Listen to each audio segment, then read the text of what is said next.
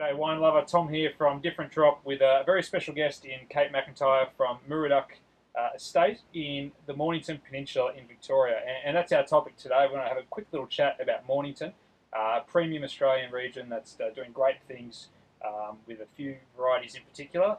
Kate, you're the expert. Yep. What can people expect from Mornington at a simplistic level? So first and foremost, Mornington Pinot Noir is probably the thing that we're best known for.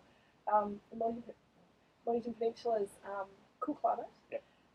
We're south of Melbourne, but because we're on a peninsula, we have this amazing reaction as far as the weather's concerned. We get winds from all directions, and from 3 of the 4 directions, those winds are coming off cold water. Yep.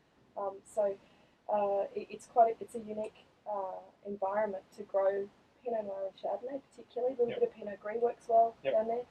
There's a couple of people doing Riesling, but I think Riesling does better further inland.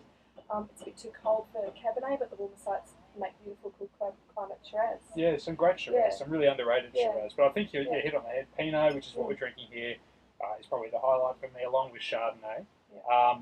And the thing I love about the Chardonnay from the Mornington, it's very much that modern Australian Chardonnay.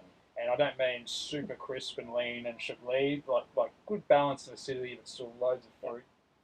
I think there's a difference between growing Chardonnay somewhere where it is a cool climate where you can get good flavour but still beautiful natural acidity, and that's one of the real advantages of the Mornington Peninsula as compared to picking Chardonnay earlier to retain acidity, which is what some of the warmer sites have to do.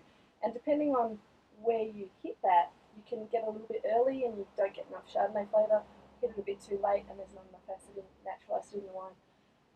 I think that the Peninsula makes very naturally balanced Chardonnays if you just pick it on taste and pick it on proper ripeness.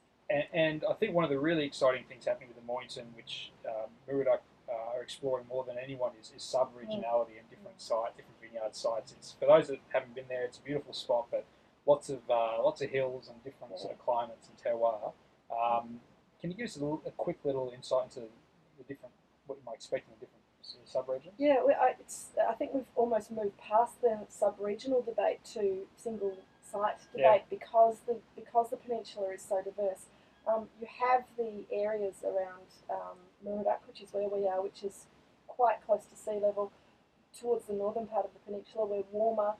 We're not as affected by the cold wind that comes from the south, all the way, and then the peninsula goes up in a sort of volcanic kind of eruption to Arthur's Seat, which is where Red Hill is, and Main Ridge, and that's higher up. It's further south. It's much more affected by the cold winds from the sea. And then you've got Merricks, which is also south but down lower, a bit more sheltered.